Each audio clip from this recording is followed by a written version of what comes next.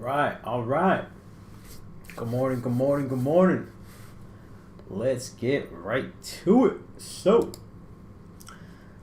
jumped on here a little early again, but we're going to wait for everyone to tune in. And then once everyone's here, we'll get this thing started. Let me just go out there and put these tweets out. Get everybody to come in. And we can have a wonderful session. Let's go. All right. How's everybody's day going on this wonderful Thursday?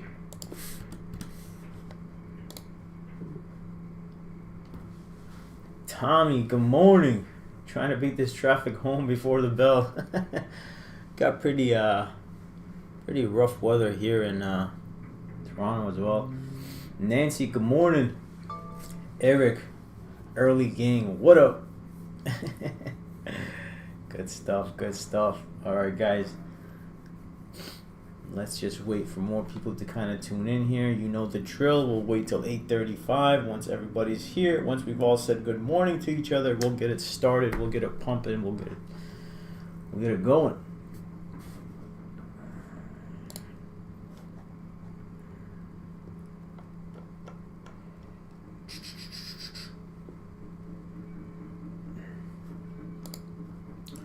All right, PR, yo, old world, good morning. M. Frost, good morning, my man. Or actually, I don't know if that's a man or a woman, but either way, good morning. New England Patriots, how to join the Discord. There's a link at the bottom of this video. You can click that. You'll be able to join.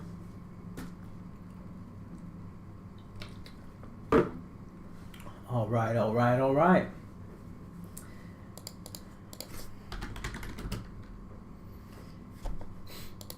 As Matthew McConaughey would say, all right. Brian Albert, good morning. I'm excited to see your reads about social media tickers. Let's go. Andrew, good morning. Patrick, good morning. Kaka, good morning. Rayhan, good morning. Valiant, good morning from Seattle. How is Seattle? Heard wonderful things about Seattle. Moonlight, good morning. This is my first live stream. Oh, yes. Well, welcome.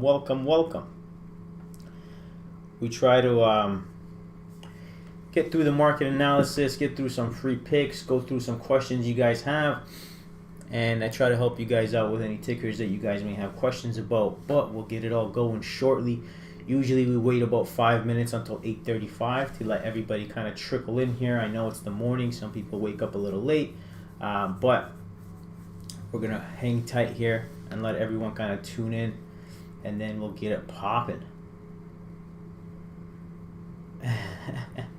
I figured. I knew I made that wrong mistake as soon as I saw M and then I saw Frost. I actually know exactly who it is.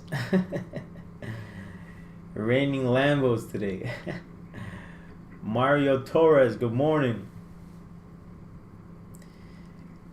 I've been trying to join, but it says invite link expired. It shouldn't say that. So DM me. It's either you might be banned or you got removed for some reason. So send me a message on Twitter and we'll take a look at what it is that's going on. Victor, good morning. Daryl, good morning. Raphael, good morning. Christine Blades, good morning from warm and sunny Florida. Thanks for these streams that are extremely helpful. Welcome. Nancy, as always, my favorite person here. Everyone smash that like button. Yes, guys, if you guys are here early, please go ahead and smash that like button. YouTube likes it. I like it. Keeps the motivation going at 8:30 a.m. coming in here and going on a live stream so early in the morning. Dr. Marcus MD. Oh, Dr. Marcus MD. What's going on, man? Thoughts on Ford going into earnings? I'm thinking of buying a near-term 21 call and maybe 1 month out 18 put. Of course. Good morning, by the way. Well, take a look at that near the end. But I always say holding anything into earnings is an extremely risky tactic. It's pretty much gambling at that point. So, there's times where we have good earnings and the stock sells off, and there's times where we have bad earnings and the stock pushes up. So very high risk holding anything into earnings. But I'll take a look at it near the end. Rehan, good morning. Oscar, good morning. Alika, good morning. Daniel, good morning. Pampa, good morning. Steven, morning, brother. First time here. Excited. Welcome, welcome, welcome. Good morning and thank you for helping us all. No worries, my man. George, good morning. All right, guys, we're going to wait about 3 more minutes. This way we can have everyone kind of tune in. Again, we wait till 8:35 a.m. Eastern time. Once everyone's here, we'll get it started. We'll get it going. We'll start with the market analysis. Then we'll get into some of the free alerts. And then I'll leave it open for you guys to ask questions about some of the tickers that you guys want me to look at. Of course, when you guys ask questions about the tickers, please make sure you let me know. Are you looking to day trade it? Do you want to swing trade it? Or are you looking to start a long-term position on it? And whether or not you're looking to buy calls or puts. Okay? This way, you put your question out. I know exactly what you're thinking, and I don't have to do any guessing. And I can help you guys out a lot better than actually just trying to guess which way you want to take the trade. Edgar, hello fam. What's going on, man? Vic, good morning. Full Cube Corp, good morning. The Noble, good morning. Michael Maddage, good afternoon. Good afternoon. All right, 2 more minutes, guys. 2 more minutes, and we should get things moving along here.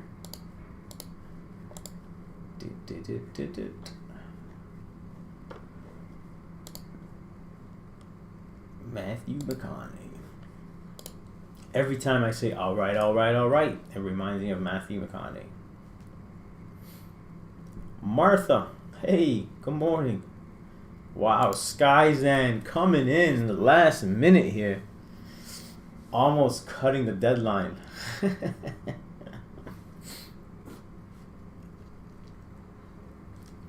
My water's done. Good morning. Good time for Leap PayPal calls. For the last 3 months, people have been buying Leap PayPal calls and getting absolutely smoked.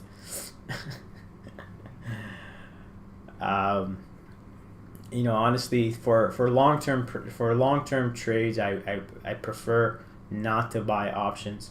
I rather buy them in shares, and simply because I don't want to be restricted to time. When you're buying leaps, you're restricted to time, and I don't want that. So I rather buy options. I rather buy shares when I'm buying extremely long-term positions, and I like to position myself by average costing down after I've done my financial research on the company. I don't like buying leaps for long terms. Mary Miranda, good morning. Jobless claims fell in January. Yes, let's take a look at the jobless claims. Oh, it's 8:35, so I'm sure someone will tell me about that. As I should remind you of him, a legend. Yes, for real. Good morning. Good morning. Jobless claims are in. All right, guys. So it is 8:30 in the morning. We'll get started. Sorry, 8:35 in the morning. We'll get started here. As always, going to start off with the market and what really happened, right? So obviously we know we had that sell-off, but what really took place here is we had buyers step up and we had some sort of a sideways consolidation take place. Okay, let me get out my pen so I can show you guys what I mean. And we fell under that 200 moving average. Aggression kind of started. People panic sold, but we had buyers step up and we had this little flag, or essentially this sideways consolidation kind of pan out here. Okay, and when we came down, consolidated sideways and broke to the upside, back over that 200 moving average, this triggered a short-term reversal. And with that short-term reversal, you had people kind of coming in. We had some earnings with, I believe it was Google. Yeah, I believe it was Google. We got some good earnings in the Qs. Anyways, we pushed all the way up above the 20 moving average, and now came pretty close to that 50. And then yesterday we had some earnings in regards to the Facebook and what was it, Facebook and Spotify that actually pulled the market down. So we closed pretty strong yesterday, and then after the hours when earnings came out, we've actually dropped a few points, coming back close to this 20 moving average. So what do we expect here? What can happen? This move back over this 200 moving average made this entire move up. Now we are extended to the upside. What can happen is we could come back, maybe possibly hold that 20 moving average on the daily, but if we do come back down, would be perfectly fine if we can retest this 200 moving average and then continue to track higher and ultimately head higher in the next few weeks back to these 473 levels. All right, so getting a pullback at these levels is absolutely normal. We could see this kind of come back down, but when we come back down, if we're going to hold above this 200 moving average, that's going to be the vital thing that we need to pay attention to. Okay, and if we do, great, we can look to track back and continue higher. But after a move from 427 all the way to 458, it will be naive to think that we're going to continue moving higher and just expect continuation every single day in the market and without any pullbacks or any consolidations to take place. Okay, so if we can pull back, consolidate, and make another leg high, great. If we can pull back and hold this 200 moving average and continue to move higher, that's also great as well. All right, so not terribly in an awful position in regards to the market overall, but I know, Facebook is losing that key support. But I know some tech names are getting beat up, but it's just the nature of the game. And we look at these indexes to kind of gauge us an overall direction of where we're really looking to go. Okay, now let's take a look at the Qs. Actually, before I do that, let's jump into the levels on the SPY and see what we're looking at here. Okay, so on the levels on the SPY, what are we looking at today? So this 451.83, this level right here, is going to be a pretty vital level for us.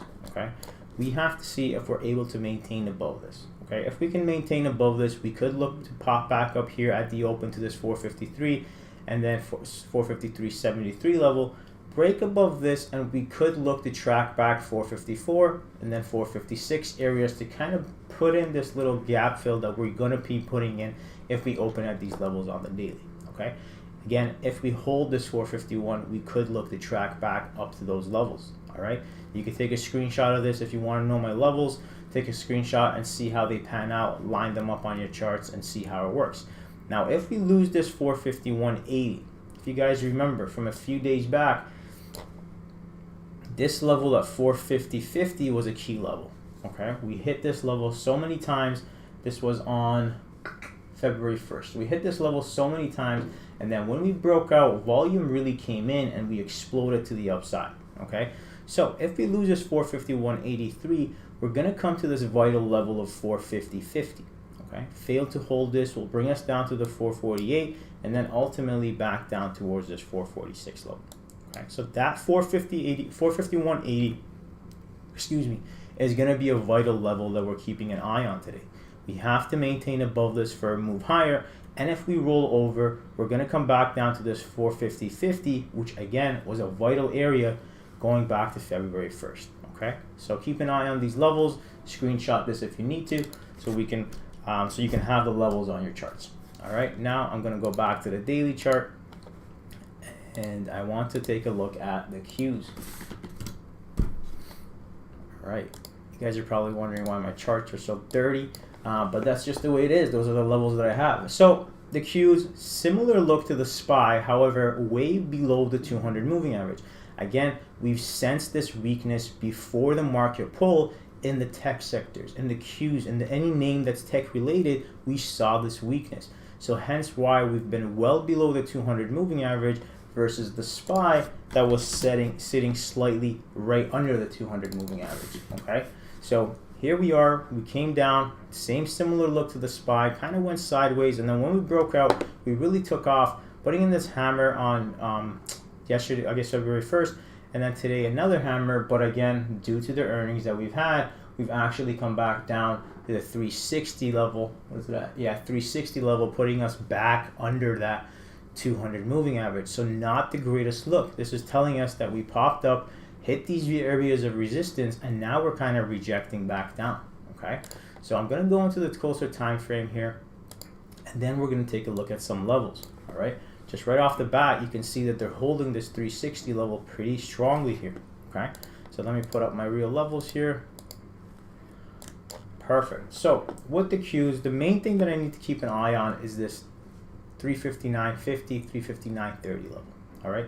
If we lose this level, we're going to see a pull back to this 358, which is going to be another vital area. So very similar to the SPY. We had that level broken, and then the one below it was going to be the vital area to keep an eye on as well. Okay. 358.30, lose that, we can see that we have this nice little pocket here. This little pocket right here puts us in a very awkward position, because if we lose this 358.30, we could very easily fall straight down to this, and then we have a slight support right here at 356.44, 355, but under that we really open up back to this 353 level. All right, you can see that there's not much price action that takes place dating back here. We just went straight up, and oftentimes when you go straight up without any consolidation, you can very easily come back straight down.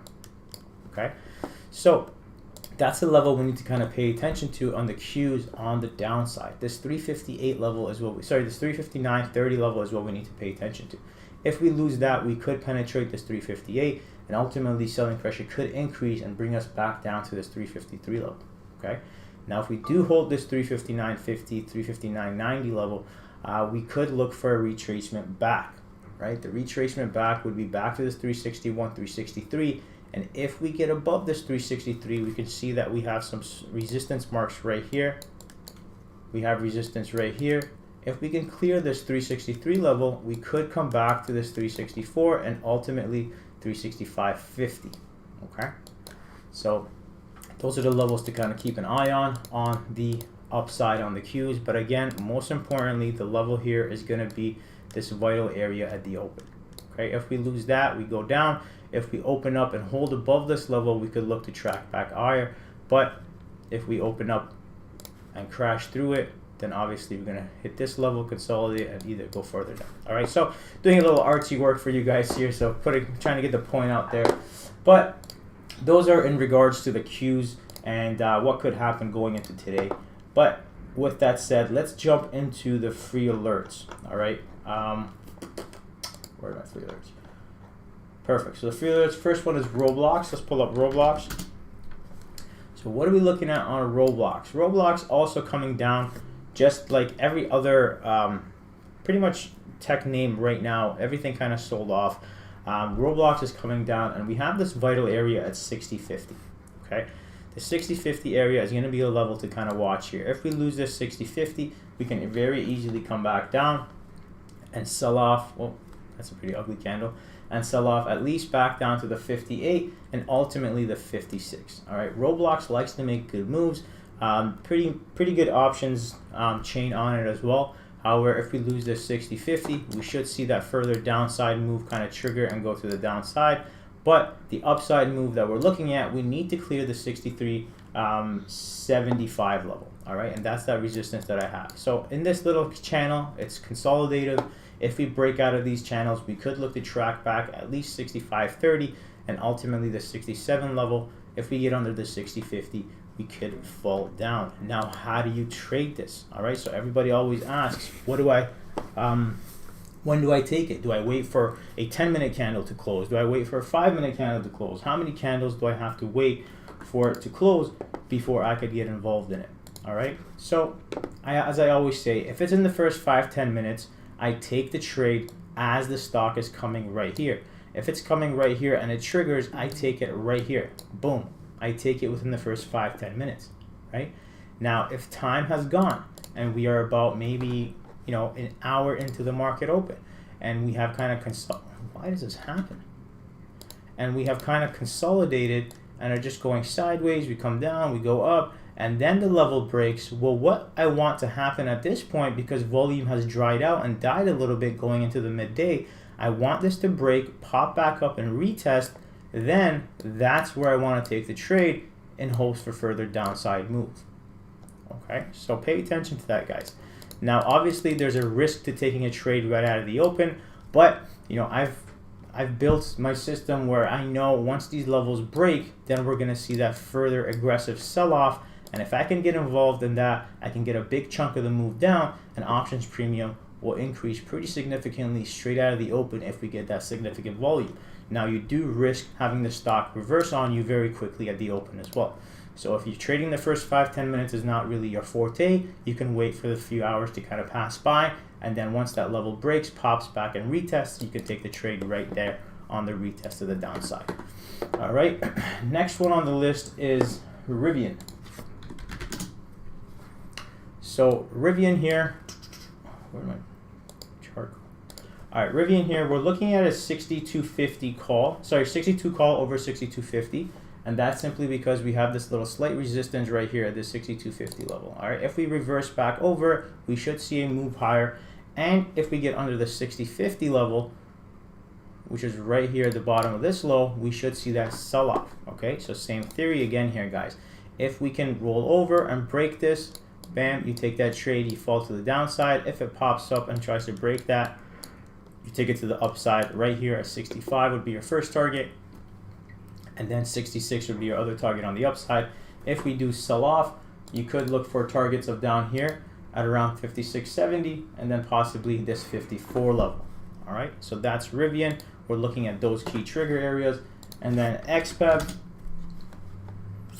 I'm looking at a 35 call over 35. All right, so we can see clear resistance right here at 35. And if we get under the 34.50, which is right here, nice little channel that we're in, then that's the trades that I'm taking. Under the 34.50, we're going to sell off to this 33.88, and then under that you have room to kind of fall to the 32, and over the 35 your first target is going to be this 200 moving average that's going to come out. It's going to be sitting at around 35.40, and above that you're looking at 36. All right, so those are the free alerts, guys. I'm going to hop into the chat if you guys have any questions in regards to some of the tickers that you guys are looking at. I know somebody mentioned F, so I'm going to jump into F while you guys post your tickers. And again, just remember that, tell me what you want to do, calls, puts, day trades, swing trades, etc., so I know what you're talking about. And I think a gentleman said something about calls and then the long-term puts. So currently Ford is under both the moving averages. It failed to get back above them. It does look bearish in the short term, but if it does get back above this 21 level, 2150 level, it could very easily try to get into this pocket. Okay, as an earnings play, I would definitely not trade this on earnings. I would wait for levels to trigger, and then I would kind of take shorter term trades on it. I would not trade earnings on this.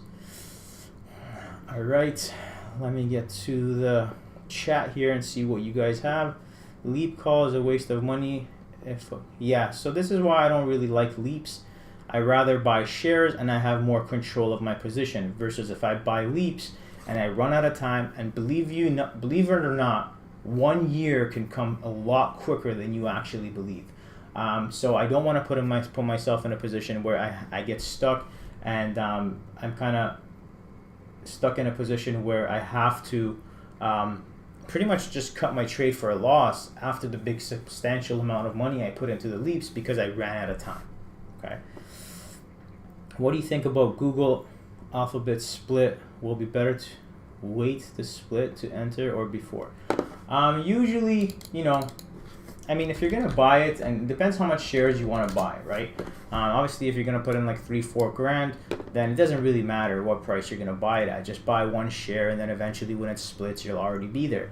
Now the thing is, once this splits, the price is gonna drop, and you're gonna get a lot of people that can now afford Google, right? So they might start trying to buy it, and you might get a little bit of a run up after that split as well. The day of the split will most likely be green, since lots of new investors will want to share the affordable price. Walter, good morning. LCID puts day trade. I'm always curious where you find these tickers. Not a bad setup here. What are we sitting at pre-market? 2667. 2667. I mean, we do have room to come down to the 25 on this. Let's take a look at the 15-minute. So very similar look. Most tickers have the same, very similar look here. Sell off, and we have this support level we've kind of established in the pre-markets here. Okay, so if we can lose this 2640 level, great. You can see that sell off down to that 25. I would possibly wait for that to take place before taking puts on Lucid. All right. Netflix day trade, man. All right, let's take a look at Netflix.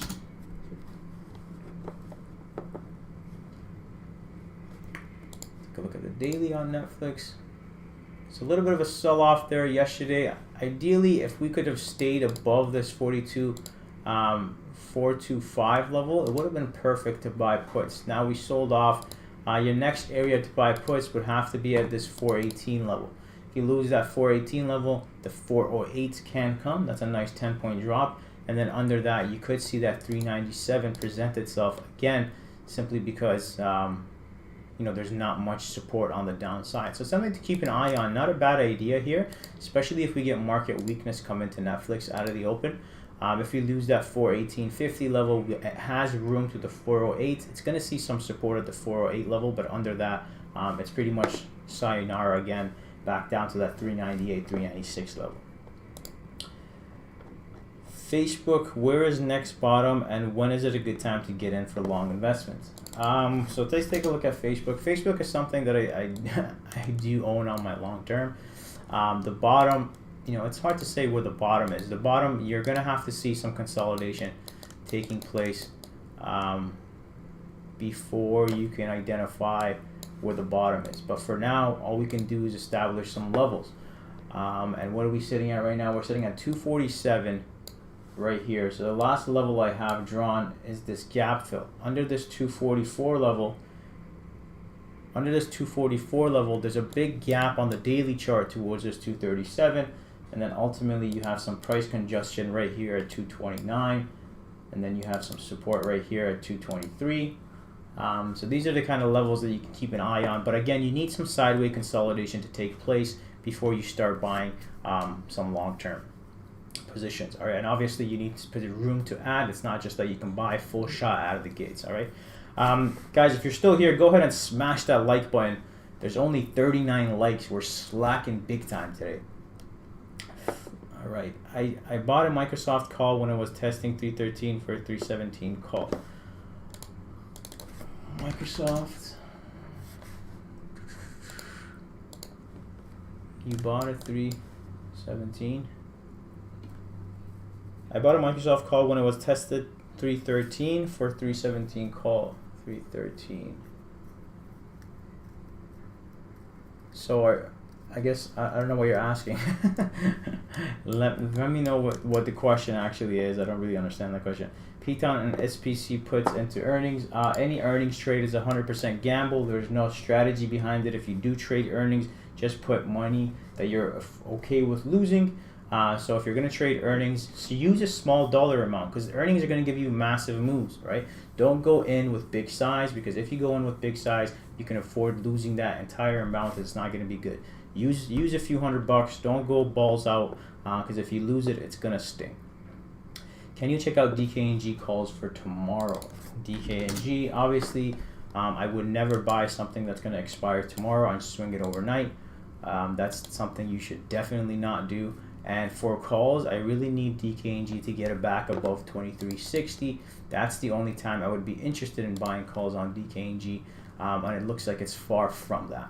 Okay, so if it does lose this 2190 level, it could see further sell-off, but I would only want to buy calls if this gets above the 2360 level, and it's nowhere near that. FCX 218 38 put and CAT 218 200 put. I entered these last week. I'm down a lot. Thought on cutting, or is there still hope? FCX. So this is why I stress so much. Like, I get these questions all the time. Hey, I'm down this much. Should I hold, or is there hope? What was your trade thesis? Why did you take this trade? Did you have a plan? Did you have a strategy? Was there a pattern? Was there a reason? And if your reason was, I thought it was going to sell off, well, lesson learned, you should never do that again. What you think is absolutely irrelevant. The market doesn't give a fuck about you, and the market doesn't care what you think is going to happen. And neither does it care what I think is going to happen. So your opinion is absolutely irrelevant unless you have a strategy or a system you've proven that you can trade over and over again with a high success rate. And how can we do that? We can do that by finding patterns on charts, finding levels that we can trade, and basing it off of that. You bought puts last week. That means you bought puts on this way down. So either you didn't take profits as you were green, or you got too greedy, or you chased the move and now it's all the way back up here. What can you do? The stock is now sitting at resistance. You have next week expiry. You have to see what it wants to do. If it rolls over, you could possibly come back down to this 37.90 level and then consolidate. But time is against you right now, and theta will probably chew you up before anything. All right. So again, make sure you have some sort of a strategy. If you think something is going to go down, that's not a strategy. If you think something is going to go up, that's not a strategy. That's not a repeatable strategy. You need to have a pattern, a strategy, a system that you've built that's profitable over and over again before you can just take positions and sit there and hope. That's really all I can say about that. If you guys are just in a trade and don't know where to exit, you didn't have a plan. If you fail to plan, you plan to fail. So always remember that. Write that on your monitors. If you don't have an entry and you don't have an exit, you shouldn't be trading in the stock market. Looking at Lucid to buy shares for long-term play, I think it can retest the all-time highs of, here we go again with an I think. Honestly, no one cares what you think. No one really gives a shit what your opinion is. The market doesn't.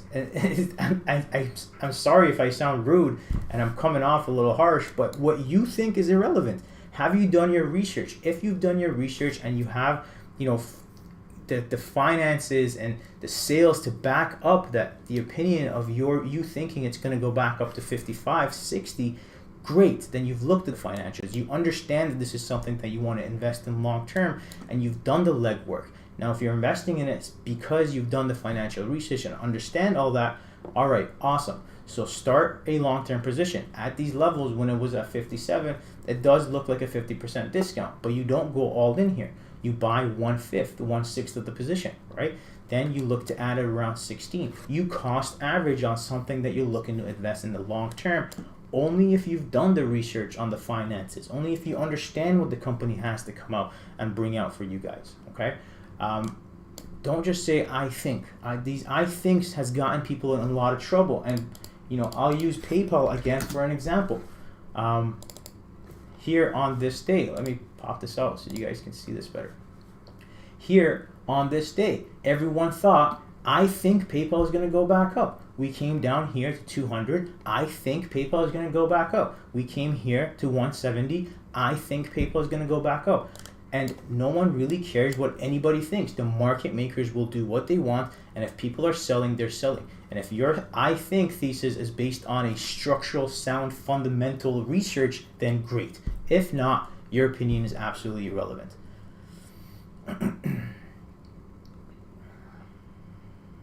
When I choose a time frame, I lose the line I draw. Is there anything settings? On Thinkorswim, it shouldn't be like that. If you're using TrendSpider, you should be able to right-click it and say Show on All Views. So can you show your procedure for buying or selling calls or puts? What exactly? Usually I have an options chain window. I send it to an active trader, and that's how I take my options trade. I pull up the active trader here, and I take my trades right off the active trader after I found the options chain that I'm looking for. AFRM day trade 54 or 55 puts. Take a look at AFRM.